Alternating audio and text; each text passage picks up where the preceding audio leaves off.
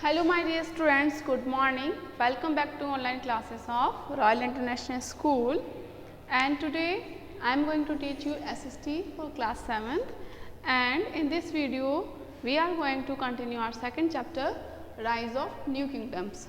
In this chapter we are studying about the new kingdoms of South India, and new kingdoms of South India में हमने जो पढ़ा है वो राष्ट्रकूटास, चालुक्य और चोला पढ़ा है। चोला में मैंने मेजर रूलर्स पढ़े हैं। The founder of Chola kingdom was Vijalaya थे, और जो फेमस रूलर्स रहे हैं वो राजराजा फर्स्ट एंड राजेंद्र चोला रहे हैं। हमने चोला आर्ट भी पढ़ी थी। चोला आर्ट में हमने टेम्पल्स पढ़े। टेम्पल्स में जो थे कि हमने ये भी पढ़ा था कि जो चोला रूलर्स थे वो ग्रेट पैट्रॉन्स थे आर्ट एंड आर्किटेक्चर के, और तंजौर का बड़ा ही फेमस टेम्पल भी राजा फर्स्ट ने बनाया था, और गंगाईकोंडा चोलापुरम का टेम्पल राजेंद्र चोला ने बनवाया था। Apart from this now we are going to discuss about the Chola administration. अब हम पढ़ने वाले हैं कि चोला एडमिनिस्ट्रेशन में हम लोग पढ़ेंगे कि जो चोला का रूलिंग सिस्टम था वो किस तरह से था। लाइक अभी प्रेजेंट डे में हम लोग देखते हैं कि इंडिया का एडमिनिस्ट्रेशन सिस्टम जो है वो सेंट्रल गवर्नमेंट और स्टेट गवर्नमेंट में डिवाइडेड है। मतलब सेंट्रल के इश्यूज़ अलग गवर्नमेंट हैंडल करती हैं और स्टेट के इश्यूज़ के लिए स्टेट गवर्नमेंट है, और उसके अलावा स्टेट की जो डिवाइडेड है, स्टेट वो डिस्ट्रिक्ट में डिवाइड है, और डिस्ट्रिक्ट जो डिवाइडेड है वो ब्लॉक्स और विलेजेस में डिवाइडेड है। तो विलेज एडमिनिस्ट्रेशन और सिटी का एडमिनिस्ट्रेशन देखने के लिए लोकल सेल्फ गवर्नमेंट होती है, और स्टेट का एडमिनिस्ट्रेशन देखने के लिए स्टेट गवर्नमेंट होती है, और सेंट्रल का एडमिनिस्ट्रेशन देखने के लिए सेंट्रल गवर्नमेंट होती है। तो ये हमारा प्रेजेंट टाइम का क्या है, एडमिनिस्ट्रेशन सिस्टम है। एडमिनिस्ट्रेशन का मतलब होता है कि रूलिंग सिस्टम किस तरीके से रूल किया जाता है। पावर का सेंट्रलाइजेशन होता है, या पावर सिर्फ एक हाथ में रहता है, किंग के हाथ में रहता था, या फिर पावर को अलग अलग ऑफिशियल्स को या मिनिस्टर्स को डिवाइड करके रूल किया जाता था। कुछ ऐसा ही सिस्टम हम लोग पढ़ने वाले हैं कि चोला किंगडम में जो चोला रूलर्स थे वो एडमिनिस्ट्रेशन कैसे करते थे, एडमिनिस्ट्रेट कैसे करते थे, रूल कैसे करते थे, वो अपने ऑर्डर्स कैसे इशू करते थे, डेवलपमेंट कैसे करते थे। ठीक है, तो अब हम जो आज का हमारा जो टॉपिक है वो है चोला administration.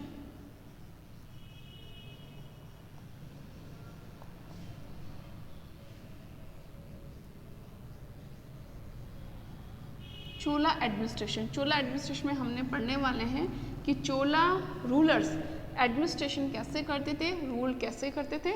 Let's start now. Take out page number 27। Chola built an organized administrative system with a strong centre. Chola built यानी कि चोलास जो थे, यानी कि चोला जो रूलर्स थे, उन्होंने ऑर्गेनाइज्ड एडमिनिस्ट्रेटिव सिस्टम बनाया था। ऑर्गेनाइज एडमिनिस्ट्रेटिव सिस्टम का मतलब है कि जो एडमिनिस्ट्रेशन करने का जो तरीका था, रूल करने का जो तरीका था वो ऑर्गेनाइज था। ठीक है, वो सही तरीके से बना हुआ था, वेल ऑर्गेनाइज था, विथ अ स्ट्रॉन्ग सेंटर यानी कि एक मजबूत केंद्र के साथ, यानी कि जो सेंट्रल पावर था बहुत ही स्ट्रॉन्ग था, और उनका एडमिनिस्ट्रेशन सिस्टम वेल ऑर्गेनाइज था, यानी कि रूलिंग करने का जो तरीका है वो सही ढंग से किया जाता था, with strong power of centre, यानी कि सेंटर का जो पावर था बहुत स्ट्रॉन्ग होता था। अब हम ये पढ़ने वाले हैं कि जो जिस तरीके से हमारा इंडिया क्या है, एक कंट्री है, स्टेट है। अब हमारी जो कंट्री है वो किस में डिवाइड है, 28 स्टेट्स में डिवाइड है। स्टेट्स किस में डिवाइड है, डिस्ट्रिक्ट में डिवाइड है। डिस्ट्रिक्ट किस में डिवाइड है, ग्रुप ऑफ विलेजेस में, और फिर विलेजेस। तो इस तरीके से ये क्या हो रहा है, किंगडम का डिस्ट्रीब्यूशन हो रहा है, और अलग अलग लेवल पर फिर एडमिनिस्ट्रेशन किया जाता है। लाइक दिस, इसी तरीके से ही चोला एडमिनिस्ट्रेशन भी था कि जो चोला किंगडम था, पूरा चोला किंगडम यानी कि जहाँ तक चोला राज्य था, अलग अलग किंगडम थे, राष्ट्रकूटास था, चालुक्यास थे, चोलास थे, राजपूत, तो उस टाइम पर अलग अलग स्टेट्स पर क्या है, अलग अलग रूलर्स के क्या थे, पावर इस्टेब्लिशमेंट था। तो चोला किंगडम इनके जहाँ जहाँ पर चोला का राज्य था, या जहाँ जहाँ पर चोला का रूल था, या उनका जो कंट्रोल था, उसको चोला किंगडम कहा जाता था। चोला किंगडम यानी कि एक सेंटर से बैठ करके इतने बड़े किंगडम को हैंडल नहीं किया जा सकता था। अब एक इंडिया है, इंडिया इतना बड़ा कंट्री है, 28 स्टेट्स हैं, तो सिर्फ एक सेंट्रल गवर्नमेंट 28 स्टेट्स का एडमिनिस्ट्रेटिव वर्क इजीली नहीं कर सकती है। अगर हम सिर्फ कहते हैं कि जो हमारा पीएम है वो ही 28 स्टेट्स के जो कानून व्यवस्था है या किसी भी तरह की रेवेन्यू सिस्टम है इन सबको संभाल ले, वो अकेला नहीं संभाल सकता है, तो पावर का डिसेंट्रलाइजेशन करना पड़ता है, यानी कि जो छोटे छोटे यूनिट्स में स्टेट्स को डिवाइड करना पड़ता है और उन छोटे छोटे यूनिट्स के एडमिनिस्ट्रेशन को अलग अलग असेंबली को देना पड़ता है। लाइक अगर हम लोग बात करते हैं कि सेंट्रल एडमिनिस्ट्रेशन जो है हमारे पार्लियामेंट ने हैंडल किया हुआ है, स्टेट एडमिनिस्ट्रेशन जो है वो किसने हैंडल किया हुआ है, वो लेजिस्लेटिव असेंबली ने हैंडल किया हुआ है। और लोकल लेवल पर जब हम लोग बात करते हैं विलेजेस की और टाउन की, यानी कि शहरों की और गांव के एडमिनिस्ट्रेशन की, तो वहाँ पर नगर निगम जो म्यूनिसिपल कॉरपोरेशन है उसने शहरों के कामकाज को देखा हुआ है और जो हमारी ग्राम पंचायत है जो कि सबसे स्मॉलेस्ट यूनिट है एडमिनिस्ट्रेशन की, उसने गांव के वर्क को देख रखा है। तो इसी तरीके से ही जो चोला किंगडम था वो बहुत बड़ा किंगडम था, उस किंगडम के एडमिनिस्ट्रेशन को चलाने के लिए पूरे किंगडम को डिवाइड किया गया था स्टेट्स में, यानी कि प्रोविंसेस में। लेकिन प्रोविंसेस को उस टाइम पर स्टेट नहीं कहते थे, हम लोग तो राज्य कहते हैं, but Chola kingdom was divided into provinces called mandalam. जैसे सपोज कीजिए हमारे यहाँ पर एक ड्रॉर बनी हुई है, ये देखिए, ये चोला किंगडम मानेंगे, ठीक है। अब जो चोला एम्पायर है वो किस में डिवाइडेड है, मंडलम में।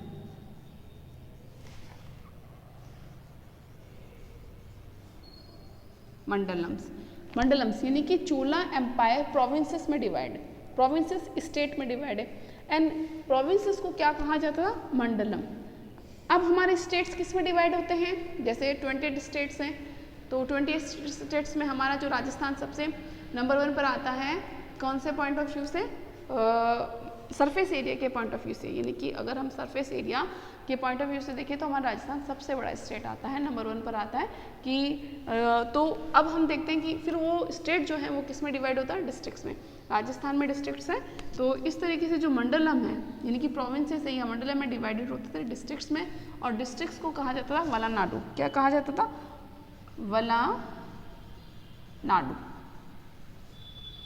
वलानाडु, ये डिस्ट्रिक्ट्स हो गए।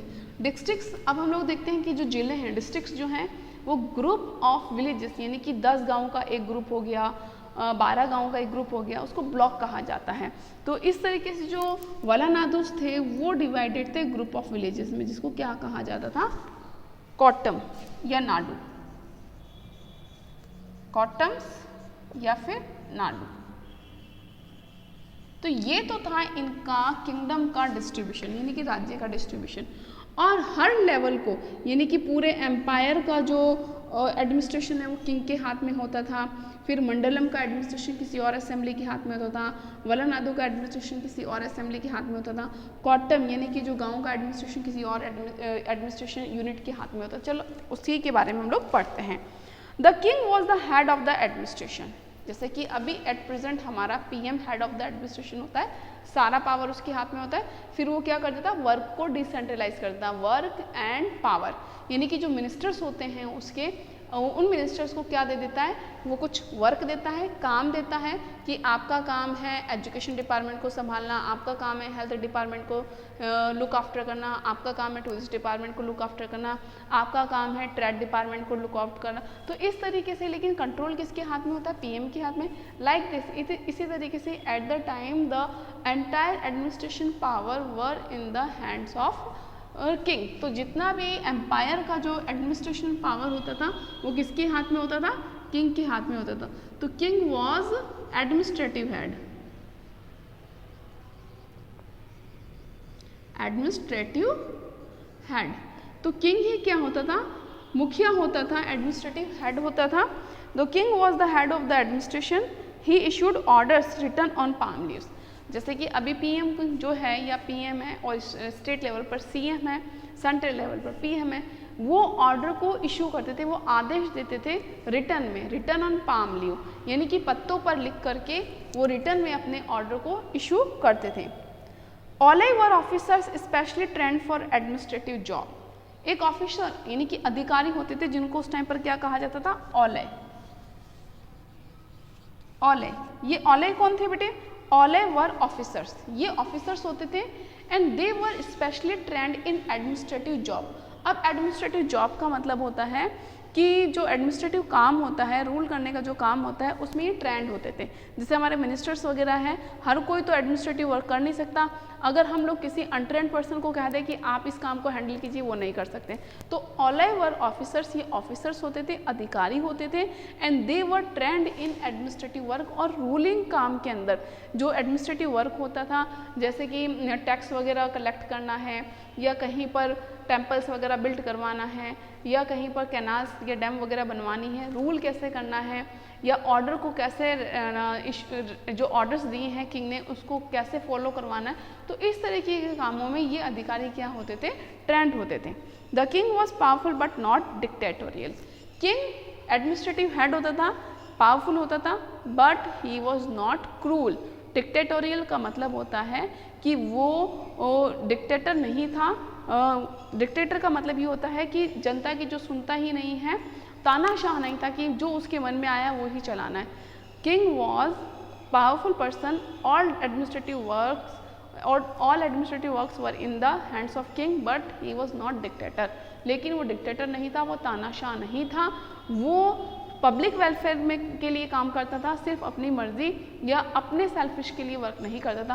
पावरफुल होने के बावजूद भी, एडमिनिस्ट्रेटिव हेड होने के बावजूद भी, he worked in the favour of public, या he worked for public welfare. He took advice of either his council of minister और his purohit. He took advice, administrative work करने के लिए and to run the smoothly administration in his empire, अपने empire को smoothly run करने के लिए, अपने किंगडम को डेवलप करने के लिए वो एडवाइस लेता था from the council of minister. जैसे अभी हम लोग बात करते हैं, हमारे पीएम की भी काउंसिल ऑफ मिनिस्टर होती है और हमारी एक सीएम की भी काउंसिल ऑफ मिनिस्टर होती है। काउंसिल ऑफ मिनिस्टर का मतलब एक टीम होती है, पीएम और सीएम की एक टीम होती है। वो टीम क्या करती है, उनको हेल्प करती है in the work of administration के वर्क में। ठीक है, अकेले तो ये सारे वर्क कर नहीं सकते, तो अलग अलग डिपार्टमेंट के वर्क की जिम्मेदारी ये लोग लेते हैं और ये एक टीम बना करके एडमिनिस्ट्रेशन का वर्क करते हैं। लाइक दिस किंग भी क्या करता था, एडवाइस लेता था।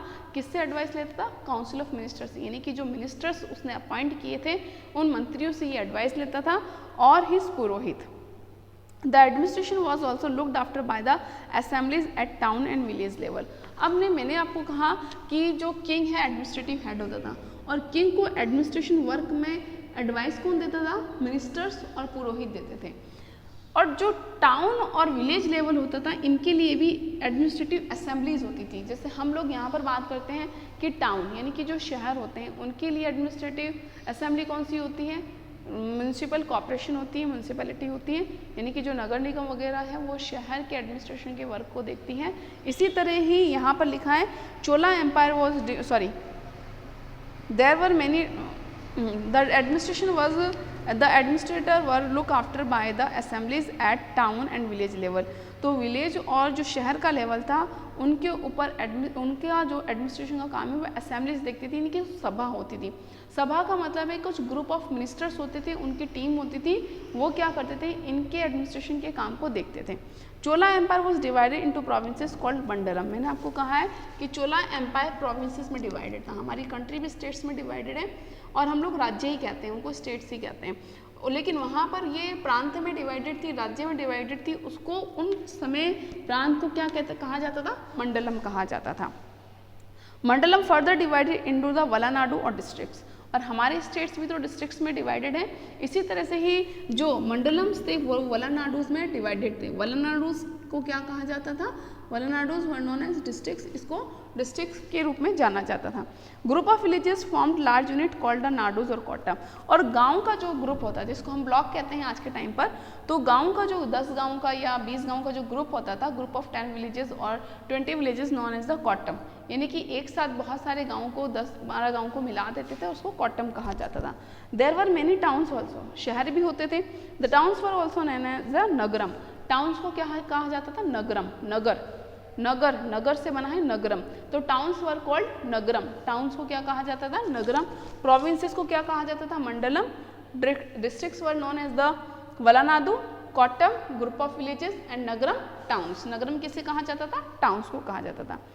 These governor were appointed officers of the king to look after the mandalam. Mandalams, mandalam की अब कौन देखभाल करता था? मंडलम को जो लुक आफ्टर करता था या मंडलम का जो एडमिनिस्ट्रेटिव वर्क जो देखता था वो गवर्नर देखता था। कौन देखता था बेटा? गवर्नर। हमारे यहाँ पर भी जो स्टेट का हेड होता है वो कौन होता है? गवर्नर ही होता है। और उसको अपॉइंट कौन करता है? अपॉइंट तो उसको हमारा जो राष्ट्रपति है वो करता है। इसी तरीके से ही किंग अपॉइंट करता था गवर्नर को। तो गवर्नर यहाँ पर लिखा है गवर्नर्स वर अपॉइंटेड ऑफिसर्स। गवर्नर को नियुक्त किया जाता था, उनको अपॉइंट किया जाता था ऑफ द किंग। ये किंग का अपॉइंटेड ऑफिसर्स होता था, ये किंग का ही एक अधिकारी होता था। टू लुक आफ्टर द मंडलम, ये मंडलम को देखता था, ये मंडलम के एडमिनिस्ट्रेशन वर्क को हैंडल करता था। This governor were from the associations royal family, ये जो गवर्नर्स होते थे ये रॉयल फैमिली से ही होते थे। द एसोसिएशंस और assemblies were the most important part of the Chola administration. Chola administration को रन करने के लिए अब हमने ऑफिसर्स की तो बात कर ही ली कि किंग जो होता था वो एडमिनिस्ट्रेटिव हेड होता था। हमने जो किंगडम का डिवाइड हुआ है वो प्रोविंसेस वंडलनाडु, वलनाडु और कोट्टम में ये डिवाइडेड था किंगडम। अब हमने मंडलम का जो एडमिनिस्ट्रेशन वर्क था वो कौन देखता था? गवर्नर देखता था। अब हम बात कर रहे हैं असेंबलीज की, यानी कि जैसे असेंबलीज पार्लियामेंट हो गई, जैसे लोकसभा है, लोकसभा है, राज्यसभा है और विधानसभा, ये सब असेंबली तो हैं। और ये क्या करती है? एडमिनिस्ट्रेशन की एक इम्पॉर्टेंट यूनिट है, यानी कि रूल करने की एक यूनिट है। और इनके जो मिनिस्टर्स होते हैं, ये इनके जो मेंबर्स होते हैं पार्लियामेंट की, लोकसभा, राज्यसभा के, विधानसभा के मेंबर्स क्या करते हैं? एडमिनिस्ट्रेशन वर्क को चलाते हैं। And these are the important units of the administration. इसी तरीके से ही उस टाइम पर भी, यानी चोला एडमिनिस्ट्रेशन के टाइम पर ही द एसोसिएशंस और असेंबलीज, जो सभाएँ होती थी, ये इम्पॉर्टेंट पार्ट होती थी एडमिनिस्ट्रेशन का, चोला एडमिनिस्ट्रेशन का। They perform the role of the local self government of modern times. ये इसी तरह के काम करती हैं जैसे आज के टाइम पर लोकल सेल्फ गवर्नमेंट काम करती है, जैसे पंचायती राज में ग्राम पंचायत है, और जो हमारे सिटीज़ के एडमिनिस्ट्रेशन को देखता है म्यूनिसिपल कॉर्पोरेशन, इस तरीके का ये असेंबली वर्क करती थी।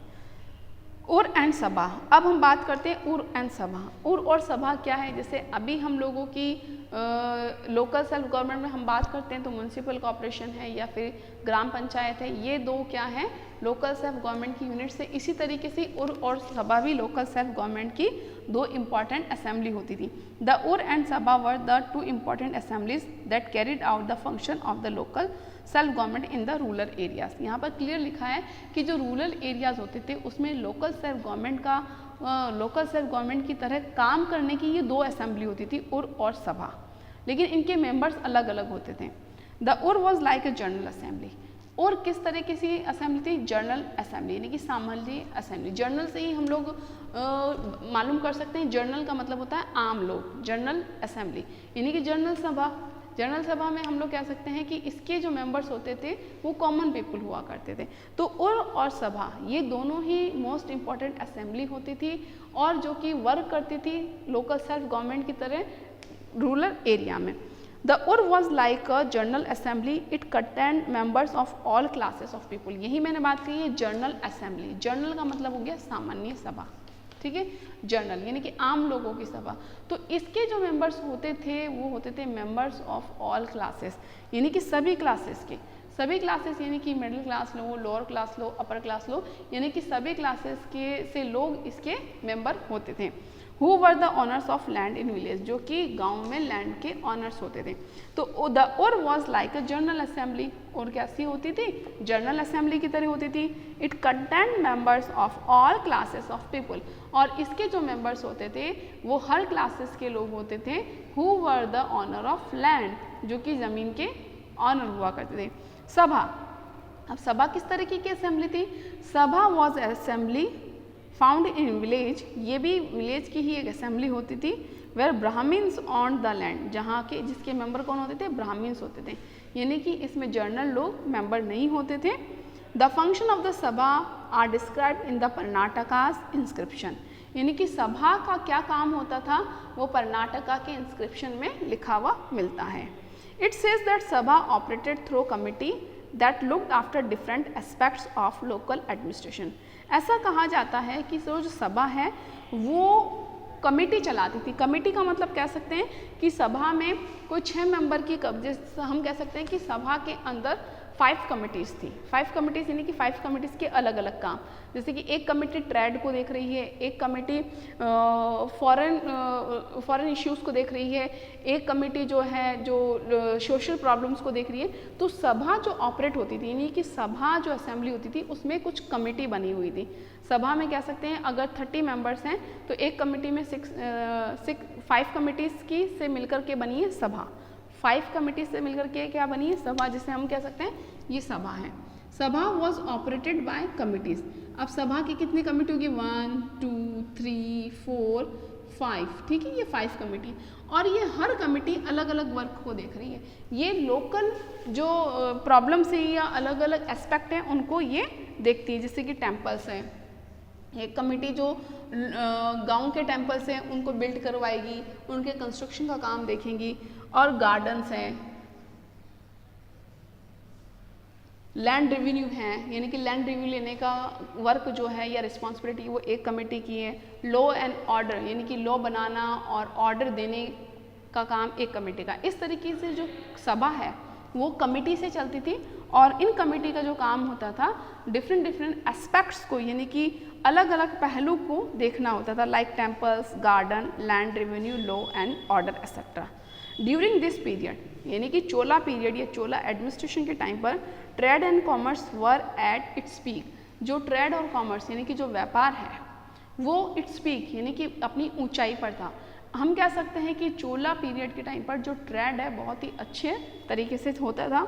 चोला inscriptions mention the large trading corporation named the Manigramam. Chola inscription का मतलब है कि चोला रूलर्स ने जो टेम्पल्स बनाए हैं या जो पिलर्स वगैरह हैं या चोला के जो प्लेट्स हैं, चोला टाइम की जो कॉपर प्लेट्स हैं, उन पर कुछ इंस्क्रिप्शंस है, उसमें लिखा मिलता है, क्या लिखा मिलता है, मनीग्रामम, उन पर मनीग्रामम लिखा। तो मनीग्रामम क्या है, एक लार्ज यूनिट है ट्रेड की, तो ट्रेडिंग कॉर्पोरेशन है, एक बड़ी ट्रेडिंग कॉर्पोरेशन है ये मनीग्रामम। इससे पता चलता है कि चोला पीरियड में जो ट्रेड होता था, जो बिजनेस होता था वो बहुत ही अच्छा होता था और बहुत ही प्रॉफिटेबल था। They operated in inland towns as well as in the coastal areas. और जो ट्रेड होता था वो इनलैंड यानी कि लैंड पर भी होता था, एज वेल एज कोस्टल यानी कि समुद्र से भी ये लोग क्या करते थे, समुद्री रास्ते से भी ये ट्रेड करते थे, यानी कि ये फॉरेन कंट्रीज से भी इनका ट्रेड रिलेशन था। एग्रीकल्चर एंड इरिगेशन, यहाँ पर कुछ लिखा है लैंड ग्रांट्स बाय चोलास, यानी कि जब ये अलग अलग ज़मीनें देते थे, किसी को डोनेट करते थे चोला रूलर्स, तो उनको अलग अलग नाम देते। जैसे ब्राह्मण्स को अगर इन्होंने लैंड दी तो उनको कुछ अलग नाम देते थे। टेम्पल्स के लिए अगर इन्होंने लैंड डोनेट की तो उसको उसके लिए अलग नाम था। स्कूल के लिए अगर लैंड डोनेट की तो उसके लिए डिफरेंट नेम थे। तो चलो हम देखते हैं वो क्या क्या थे।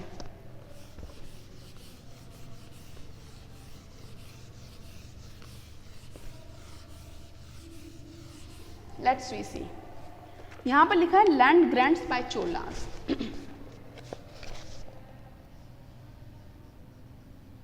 लैंड ग्रांट्स बाय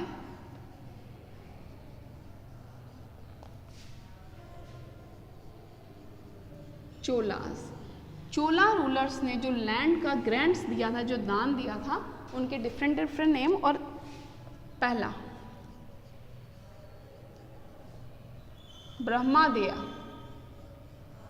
ब्रह्मादिया ये क्या होती थी, land gifted to Brahman, land gifted to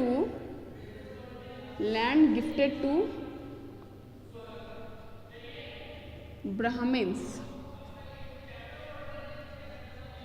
यानी कि जो चोला रूलर्स ब्राह्मण्स को लैंड देते थे गिफ्ट के फॉर्म में, it was called brahmadeya. Second,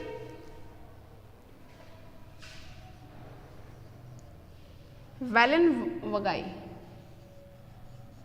वैलेनवगाई क्या होती थी, land of non Brahmans peasant, land of non Brahmans peasants.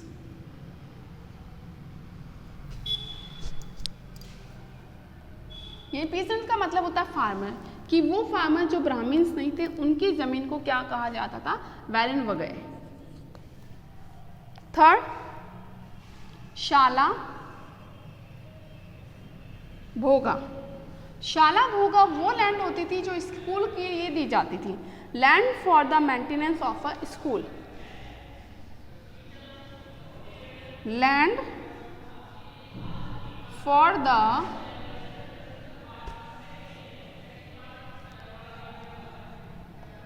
Maintenance for the school.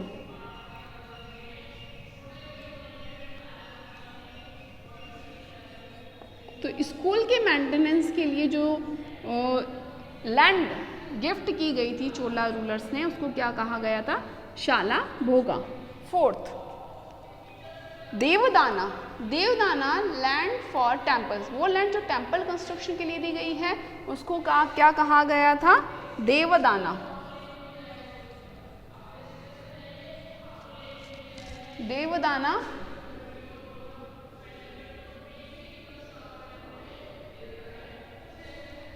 देवदाना land gifted to temple, कि वो जमीन जो टेम्पल कंस्ट्रक्ट के लिए दी गई है, land gifted to temple.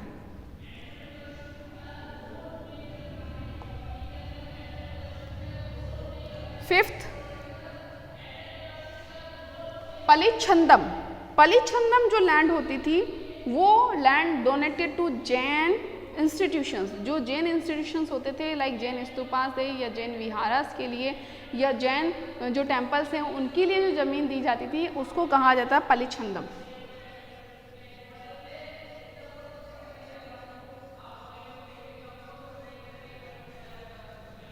पलिछंदम land donated to या गिफ्टेड टू भी लिख सकते हैं हम, land gifted to Jain institutions.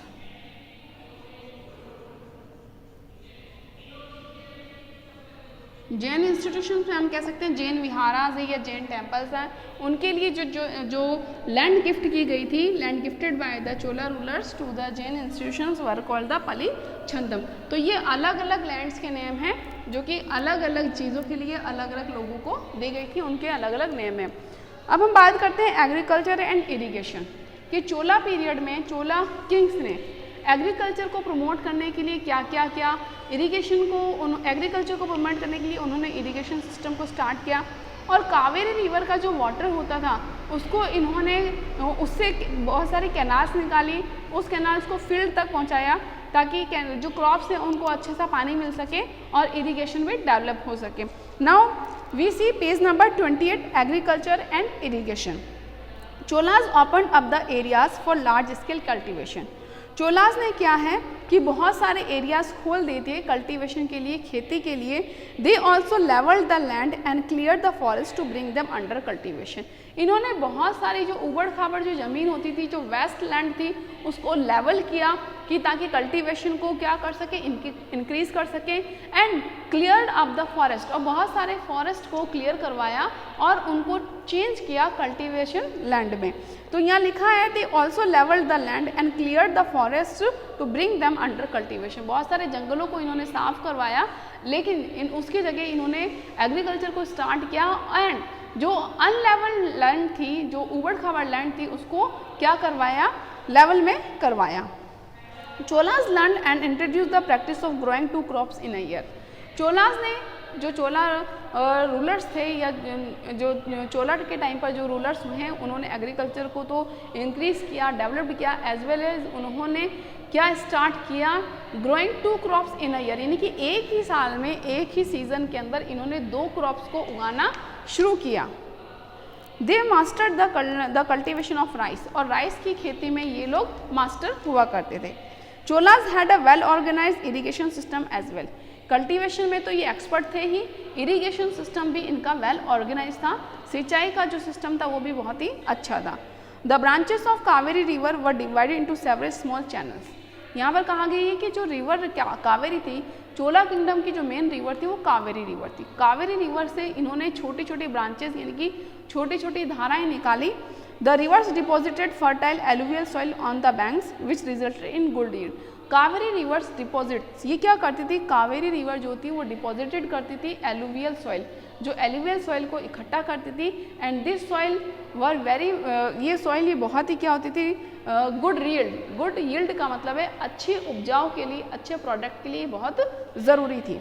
Water from the river was also important for the growth of crop, और जो रिवर का पानी था, कावेरी रिवर का जो पानी होता था वो बहुत ही इंपॉर्टेंट होता था for the growth of crops की ग्रोथ के लिए। एम्बैकमेंट्स वर कंस्ट्रक्टेड, एम्बैकमेंट्स का मतलब होता है कि जो लैंड है उसको रेज करना, मेड़ लगा देना, यानी कि मिट्टी को, ज़मीन को ऐसे उठा करके पानी को रोकना, तो एम्बैकमेंट्स वर कंस्ट्रक्टेड, एम्बैकमेंट्स बनवाए गए, यानी कि जो बाउंड्री थी लैंड की, मिट्टी की बाउंड्री बनाई गई टू स्टॉप वाटर, पानी को रोकने के लिए, या टू प्रिवेंट फ्लडिंग, फ्लडिंग यानी कि जो बहुत ज़्यादा बाढ़ का पानी आता था जो कि समुद्र में मिल जाता था, उसको रोकने के लिए इन्होंने क्या बनाने शुरू कर दिए, एम्बैकमेंट बनाने शुरू कर दिए।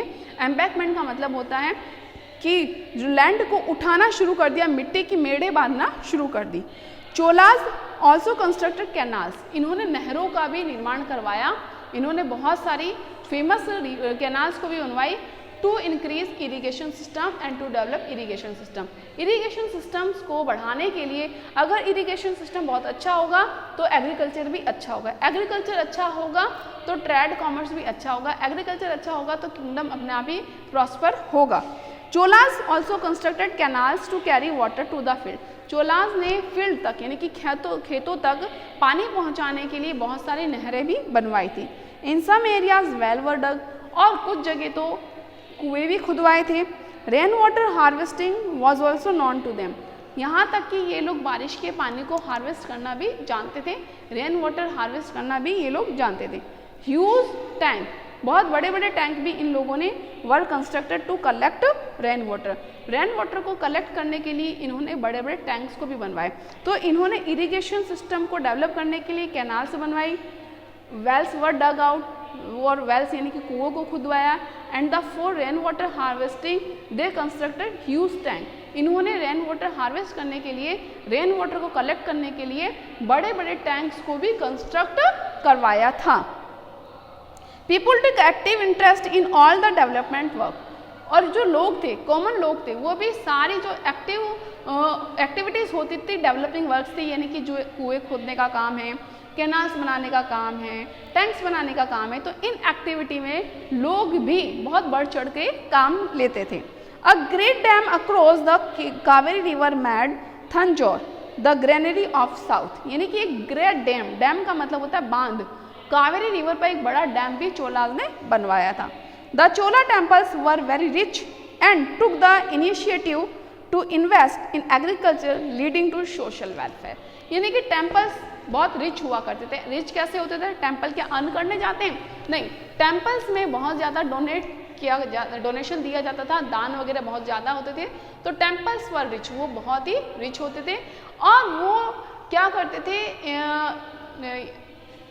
And took the initiative to invest in agriculture, और वो एग्रीकल्चर में इन्वेस्ट भी करते थे। इन्वेस्ट कैसे करते थे, यानी कि एग्रीकल्चर के लिए अगर कैनाल्स वगैरह बनवानी होती थी, उसके लिए क्या चाहिए होता था, पैसा चाहिए होता था, इसके लिए वो अपना पैसा देते थे एग्रीकल्चर में इन्वेस्ट करने के लिए, वो आगे बढ़ के आते थे फॉर द पब्लिक वेलफेयर, लोगों की भलाई के लिए।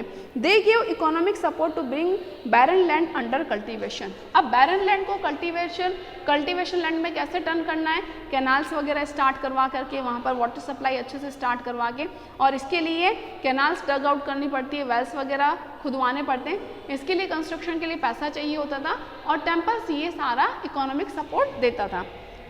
Even the kings gave away lands in dry areas which could be developed for agriculture, और जो लैंड यहाँ तक कि जो राजा होते थे वो भी ज़मीनों को दान दे दिया करते थे ताकि वहाँ पर एग्रीकल्चर स्टार्ट किया जा सके। The Chola period was non for its abundance and general wellbeing, जो चोला पीरियड है वो इसकी मतलब तरक्की के लिए, प्रोग्रेस के लिए जाना जाता है। The time of Cholas in Indian history exhibits all round developments, यानी कि जो टाइम था चोला पीरियड का इंडियन हिस्ट्री में, इसने हर तरीके के डेवलपमेंट किए और अचीवमेंट भी लिया था in culture, welfare and agriculture, यानी कि कल्चर में भी इसका अच्छा डेवलपमेंट था, अच्छा अचीवमेंट था चोला पीरियड का, एग्रीकल्चर में भी और पब्लिक वेलफेयर के लिए भी। Along with this we have completed our second chapter, हम लोगों ने सेकंड चैप्टर कंप्लीट कर दिया है। राइज ऑफ न्यू किंगडम्स में हमने नॉर्थन इंडिया के न्यू किंगडम्स पढ़ा, उसमें हमने राजपूत पढ़े, और साउथर्न इंडिया के भी न्यू किंगडम्स पढ़ा, उसमें हमने राष्ट्रकूटास, चालुक्यास और चोलास के बारे में पढ़ा था। अब हम लोगों ने सेकंड चैप्टर कंप्लीट कर लिया है। इस सेकंड चैप्टर के क्वेश्चन आंसर का PDF आपको जल्दी ही मिल जाएगा। Okay, till then bye bye, stay home and stay safe. Please like the video and subscribe the channel.